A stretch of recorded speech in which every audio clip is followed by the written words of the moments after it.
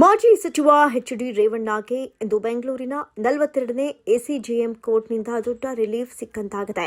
ಹೊಳೆನರಸೀಪುರದ ಮಹಿಳೆಯೊಬ್ಬರು ನೀಡಿದ ಲೈಂಗಿಕ ದೌರ್ಜನ್ಯ ದೂರಿನ ವಿಚಾರವಾಗಿ ದಾಖಲಾಗಿದ್ದ ಐಪಿಸಿ ಸೆಕ್ಷನ್ 354 ಅಡಿಯ ಪ್ರಕರಣವನ್ನು ಕೋರ್ಟ್ ಪರಿಗಣಿಸಲು ನಿರಾಕರಿಸಿದ್ದು, ಆ ಸೆಕ್ಷನ್ಗೆ ಸಂಬಂಧಿಸಿದಂತೆ ಕೇಸ್ ರದ್ದಾಗಿದೆ. ದೂರು ದಾಖಲಿಸುವಲ್ಲಿ ಆಗಿರುವ ವಿಳಂಬವೇ ಇದಕ್ಕೆ ಮುಖ್ಯ ಕಾರಣ ಅಂತ ಕೋರ್ಟ್ ಸ್ಪಷ್ಟವಾಗಿ ಹೇಳಿದೆ. ಈ ಪ್ರಕರಣದ ಹಿನ್ನೆಲೆ ನೋಡಿದರೆ ಮಹಿಳೆ 2024ರ ಏಪ್ರಿಲ್ನಲ್ಲಿ ಹೊಳೆನರಸೀಪುರ ಪೊಲೀಸ್ ಠಾಣೆಗೆ ದೂರು ನೀಡಿದ್ರು. ದೂರಿನಲ್ಲಿ ರೇವಣ್ಣ ತಮ್ಮ ಕೊಠಡಿಗೆ ಕರೆಸಿ ಹಣ್ಣು ಕೊಡುವ ನೆಪದಲ್ಲಿ ಮೈ ಮುಟ್ತಾ ಇದ್ರು, ಕೈ ಹಿಡಿದು ಎಳಿತಾ ಇದ್ರು, ಸೀರೆಯ ಪಿನ್ ಕಿತ್ತು ಕಿರುಕುಳ ನೀಡಿದ್ರು ಎನ್ನುವಂಥ ಗಂಭೀರ ಆರೋಪಗಳಿದ್ವು. ಜೊತೆಗೆ ಪ್ರಜ್ವಲ್ ರೇವಣ್ಣ ಕೂಡ ಹಿಂದೆ ನಿಂತು ಮೈ ಮುಟ್ಟಿದ್ದಾನೆ ಎನ್ನುವಂಥ ಆರೋಪವನ್ನ ಕೂಡ ಆಕೆ ಮಾಡಿದ್ಲು. ಈ ದೂರಿನ ಆಧಾರದಲ್ಲಿ ರೇವಣ್ಣ ಮತ್ತು ಪ್ರಜ್ವಲ್ ರೇವಣ್ಣ ವಿರುದ್ಧ ಐಪಿಸಿ ಸೆಕ್ಷನ್ 354 ಅಡಿಯಲ್ಲಿ ಪ್ರಕರಣ ದಾಖಲಾಗಿತ್ತು. ಎಸ್ಐಟಿ ತನಿಖೆಯೂ ನಡೆದಿತ್ತು. ಈ ಹಿಂದೆ ಇದೇ ಪ್ರಕರಣದಲ್ಲಿ ರೇವಣ್ಣ ಬಂಧನಕ್ಕೂ ಒಳಗಾಗಿದ್ರು. ನಂತರ ಹೈಕೋರ್ಟ್ 2 ಸೆಕ್ಷನ್ಗಳಲ್ಲಿ ಒಂದನ್ನು ರದ್ದುಪಡಿಸಿತ್ತು. ಇದೀಗ 42ನೇ ಎಸಿಜೆಎಂ ಕೋರ್ಟ್ ಘಟನೆ ನಡೆದ ಸಮಯ ಮತ್ತು ದೂರು ದಾಖಲಿಸಿದ ಸಮಯದ ಮಧ್ಯೆ ಅನಗತ್ಯ ವಿಳಂಬವಿದೆ. ಕಾನೂನಿನ ಪ್ರಕಾರ ಇಂತಹ ವಿಳಂಬಕ್ಕೆ ಸಮರ್ಪಕ ಕಾರಣ ನೀಡಲಾಗಿಲ್ಲ ಅಂತ ಹೇಳಿ ಐಪಿಸಿ ಸೆಕ್ಷನ್ 354 ಅಡಿಯ ಕೇಸ್ಗೆ ಕಾಗ್ನಿಜೆನ್ಸ್ ತೆಗೆದುಕೊಳ್ಳುವುದಕ್ಕೆ ನಿರಾಕರಿಸಿದೆ. ಪರಿಣಾಮ ಆ ಸೆಕ್ಷನ್ಗೆ ಸಂಬಂಧಿಸಿದಂತೆ ರೇವಣ್ಣ ವಿರುದ್ಧದ ಪ್ರಕರಣ ಇದೀಗ ರದ್ದಾಗಿದೆ. ಇಲ್ಲಿ ಒಂದು ಪ್ರಮುಖ ಪ್ರಶ್ನೆ ಏನಪ್ಪಾ ಅಂತ ಹೇಳಿದ್ರೆ, ಇದರಿಂದ ಎಚ್.ಡಿ. ರೇವಣ್ಣ ಸಂಪೂರ್ಣವಾಗಿ ಬಚಾವಾಗಿದ್ರಾ?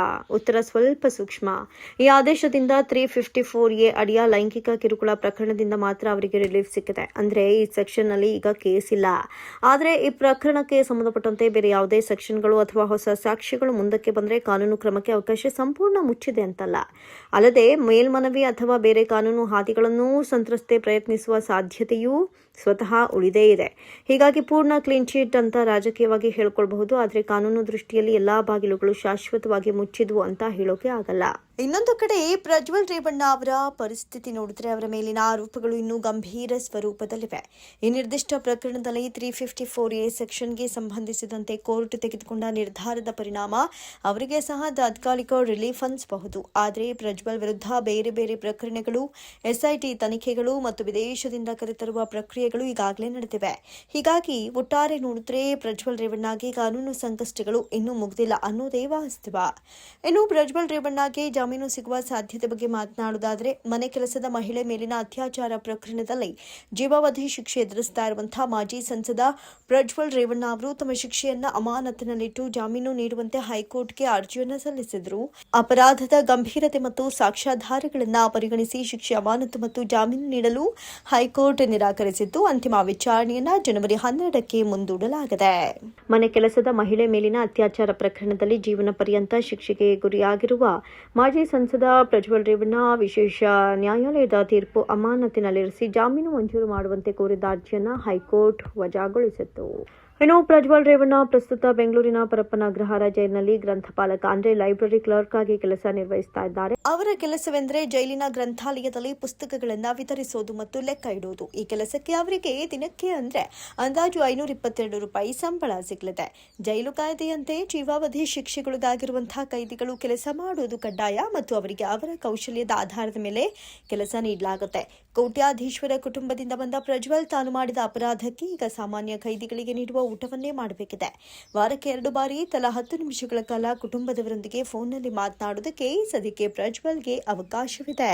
ಜೊತೆಗೆ ವಾರಕ್ಕೊಮ್ಮೆ ಕುಟುಂಬ ಸದಸ್ಯರು ಅಥವಾ ಸ್ನೇಹಿತರನ್ನ ಪ್ರಜ್ವಲ್ ಭೇಟಿ ಮಾಡಬಹುದು. ಸಂಜೆ 6:30ಕ್ಕೆ ಎಲ್ಲಾ ಖೈದಿಗಳು ತಮ್ಮ ಬ್ಯಾರಕ್ಗೆ ಮರಳಬೇಕು. ಒಟ್ಟಾರೆ ಲೈಂಗಿಕ ದೌರ್ಜನ್ಯಕ್ಕೆ ಸಂಬಂಧಿಸಿದ ಗಂಭೀರ ಪ್ರಕರಣಗಳಲ್ಲಿ ಕೋರ್ಟ್ಗಳು ಜಾಮೀನಿನ ವಿಷಯದಲ್ಲಿ ಹೆಚ್ಚು ಎಚ್ಚರಿಕೆಯಿಂದ ನಡೆದುಕೊಳ್ತಾ ಇದೆ. ತನಿಖೆ ಪೂರ್ಣವಾಗಿಲ್ಲ, ಸಾಕ್ಷ್ಯಗಳ ಮೇಲೆ ಪ್ರಭಾವ ಬೀರುವ ಸಾಧ್ಯತೆ ಇದೆ ಅಂತ ಕೋರ್ಟ್ಗೆ ಅನಿಸಿದ್ರೆ ಜಾಮೀನು ಸಿಗೋದು ಕಷ್ಟ. ಆದರೆ ತನಿಖೆ ಬಹುತೇಕ ಮುಗಿದಿದೆ. ಸಾಕ್ಷ್ಯಗಳು ಕೋರ್ಟ್ ಮುಂದೆ ಇದ್ದಾವೆ. ಆರೋಪಿಯಿಂದ ತನಿಖೆಗೆ ಅಡ್ಡಿಯಾಗುವ ಭೀತಿ ಇಲ್ಲ ಅಂತ ಕೋರ್ಟ್ಗೆ ಭಾಸವಾದ್ರೆ ಷರತ್ತುಬದ್ಧ ಜಾಮೀನು ಸಿಗುವ ಅವಕಾಶ ಇರುತ್ತೆ. ಅಂದ್ರೆ ಜಾಮೀನು ಅಸಾಧ್ಯ ಅಂತಲ್ಲ, ಆದರೆ ಸುಲಭವಾಗಿ ಸಿಗುತ್ತೆ ಅಂತಲೂ ಹೇಳೋಕ್ಕಾಗಲ್ಲ. ಒಟ್ಟಾರೆ ಹೇಳೋದಾದ್ರೆ ಈ ಕ್ಷಣಕ್ಕೆ ಎಚ್.ಡಿ. ರೇವಣ್ಣಗೆ ಐಪಿಸಿ 354 ಪ್ರಕರಣದಲ್ಲಿ ದೊಡ್ಡ ರಿಲೀಫ್ ಸಿಕ್ಕಿದೆ. ಇದು ಅವರ ಪಾಲಿಗೆ ಕಾನೂನು ಮತ್ತು ರಾಜಕೀಯವಾಗಿ ಉಸಿರಾಟಕ್ಕೆ ಒಂದು ಜಾಗ ಮಾಡಿಕೊಟ್ಟಿದೆ ಅಂದ್ರೆ ತಪ್ಪಾಗ್ಲಿಕ್ಕಿಲ್ಲ. ಆದರೆ ಪ್ರಜ್ವಲ್ ರೇವಣ್ಣ ವಿಚಾರದಲ್ಲಿ ಜಾಮೀನು ತುಂಬಾನೇ ಕಷ್ಟ. ಈ ಪ್ರಕರಣಗಳು ಮುಂದಕ್ಕೆ ಯಾವ ತೀರ್ಪು ತೆಗೆದುಕೊಳ್ಳುತ್ತೆ ಅನ್ನೋದನ್ನ ಕೋರ್ಟ್ನ ಮುಂದಿನ ಆದೇಶಗಳ ಮೇಲೆ ಅವಲಂಬಿತವಾಗಿರುತ್ತೆ.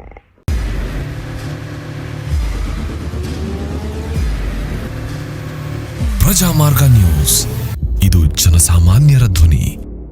ನಮಸ್ಕಾರ. ನೀವು ನೋಡ್ತಾ ಇದ್ದೀರಾ ಪ್ರಜಾಮಾರ್ಗ ನ್ಯೂಸ್. ರಾಷ್ಟ್ರದ ರಾಜ್ಯದ ರಾಜಕೀಯದ ಬಗ್ಗೆ ಹೆಚ್ಚಿನ ಸಿನಿಮಾ ಅಪ್ಡೇಟ್ಗಳಿಗಾಗಿ ಫಸ್ಟ್ ಲೈಕ್ ಮಾಡಿ, ಸಬ್ಸ್ಕ್ರೈಬ್ ಆಗಿ. ಹಾಗೆ ಫಾಲೋ ಕೂಡ ಮಾಡಬೇಕು.